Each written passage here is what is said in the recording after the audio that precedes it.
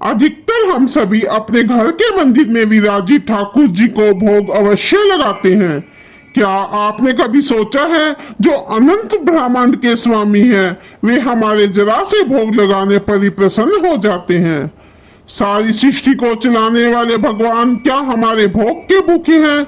नहीं, वो तो भाव के भूखे हैं। भाव से और प्यार से हम उन्हें कैसा भी भोग लगा दे, वे प्रसन्न हो जाते हैं। जय माता दी। मैं पवन पुजारी एक नया धार्मिक विषय लेकर फिर से उपस्थित हूँ। अगर आपने हमारे चैनल श्री भक्ति दरबार को अभी तक सब्सक्राइब नहीं किया है तो कर लीजिए, और अगर आपको हमारी वीडियो अच्छी लगे तो लाइक जरूर करें।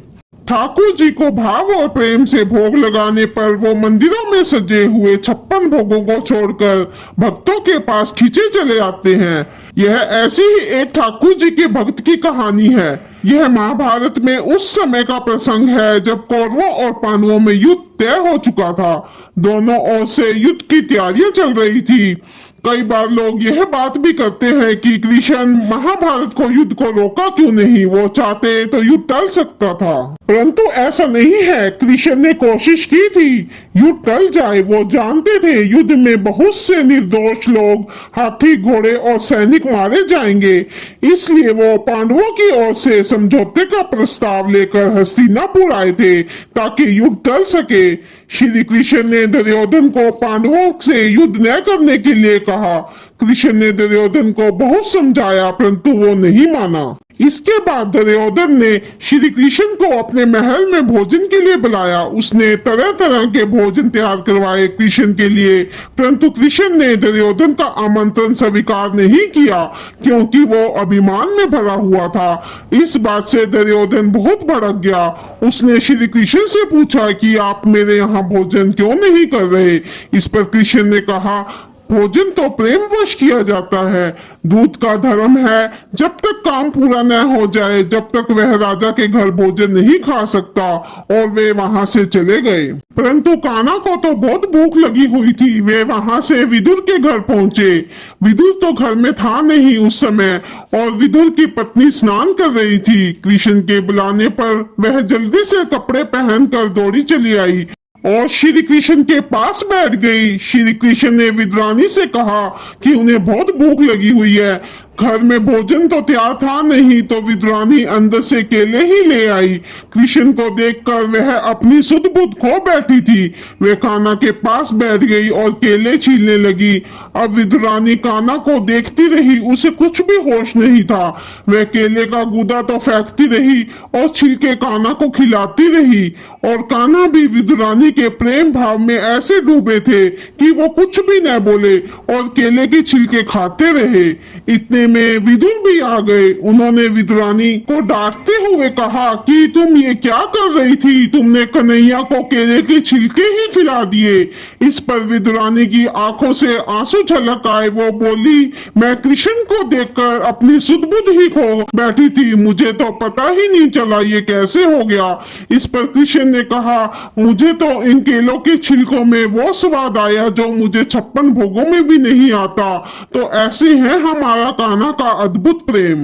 प्रेम के वश में होकर तो श्री राम ने शबरी के झूठे बेर ही खा लिए थे। जब श्री राम सीता माता की खोज में वन वन भटक रहे थे, भटकते भटकते श्री राम माता शबरी के आश्रम में पहुंचे। आखिर शबरी कौन थी? शबरी का असल नाम शर्मना था। ये भील समुदाय के शब्द जाति की थी, इसलिए इसका नाम शबरी पड़ा। शबरी के पिता भीलों के मुख्य सरदार थे। उन्होंने अपनी पुत्री शबरी का विवाह उन्हीं के समुदाय के व्यक्ति भील कुमार से तय कर दिया। उनकी भील समुदाय में यह रिवाज था कि शादी से पहले वे भेड़ बकरियों की बलि देते थे। उन भेड़ बकरियों की बलि देखकर शबरी का मन बहुत विचलित हो गया, क्योंकि शबरी बेजुबान जानवरों से बहुत लगाव करती थी। उन निर्दोष जानवरों की बलि को रोकने के लिए वह घर से भाग गई। शबरी ने सोचा कि न तो शादी होगी न ही इन भेड़ बकरियों की बलि दी जाएगी। घर से भागकर शबरी मतंग ऋषि के आश्रम में पहुंची। भील जाति की होने के कारण वो आश्रम में छिपकर सभी ऋषि मुनियों की सेवा करती थी। परंतु ऋषि तो अंतर्यामी थे, उन्हें पता था कि शबरी उनकी सेवा करती है। उसकी सेवा से प्रसन्न होकर मुनि ने शबरी को कहा कि वे इसी आश्रम में रहे और श्री राम की प्रतीक्षा करे। एक दिन वे इस आश्रम में अवश्य आएंगे और तुम्हें मोक्ष प्राप्त होगा। अब शबरी हर रोज अपनी कुटिया के रास्ते में से पत्थर और कांटे हटाती और उन्हें फूलों से उस मार्ग को सजाती। फिर वो दिन भी आया जब श्री राम माँ सीता को खोजते हुए शबरी के आश्रम में पहुंचे। श्री राम को देखकर शबरी की आंखों से प्रेम के आंसू बहने लगे। शबरी ने प्रेम से श्री राम को बिठाया और उन्हें खुद चक चक कर बेर खिलाने लगी। उसे खुद ही पता नहीं था कि वो 3 लोक के स्वामी को अपने झूठे बेर खिला रही है और श्री राम भी शबरी के प्रेम में डूबे हुए उन झूठे बेरों का आनंद ले रहे थे। श्री राम ने शबरी को उन झूठे बेरों के बदले मोक्ष दे दिया। तभी तो कहते हैं भगवान तो भाव के भूखे हैं। भाव से खिलाए हुए चाहे शबरी के बेर हो या विदुर के छिलके, प्रभु बहुत प्रेम से स्वीकार करते हैं। ऐसे ही भगवान कृष्ण की एक भक्त थी कर्माबाई। वो हर रोज भगवान कृष्ण के मंदिर जाती थी। एक दिन कर्माबाई ने देखा कि दोपहर के 12 बज गए हैं, परंतु मंदिर में पुजारी ने ठाकुर जी को भोग ही नहीं लगाया। मन की सीधी सादी कर्माबाई ठाकुर जी को बोली, कान्हा कल से तुम मेरे घर आ जाना, मुझसे जैसे बन पड़ेगा मैं तुम्हारे लिए खिचड़ी तैयार कर दिया करूंगी और तुम खा लेना।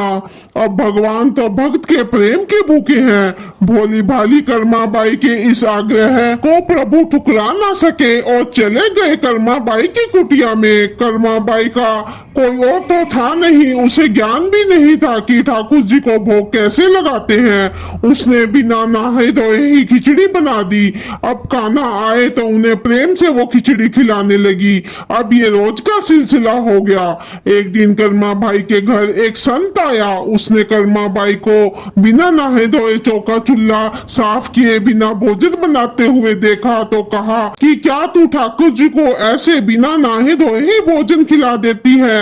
पहले नहाकर चौका चूल्हा साफ किया कर, फिर भोजन बनाया कर, फिर ठाकुर जी को भोग लगाया कर। अब भोली भाईली कर्माबाई अगले दिन उठी, स्नान किया, इतने में कान्हा आ गए भोजन करने। पर कर्माबाई ने कहा अभी तो भोजन तैयार नहीं हुआ है, तुम थोड़ी देर रुको। कान्हा कर्माबाई साफ सफाई की, चूल्हा जलाया और फिर खिचड़ी बनाई। इन सब में बहुत वक्त लग गया।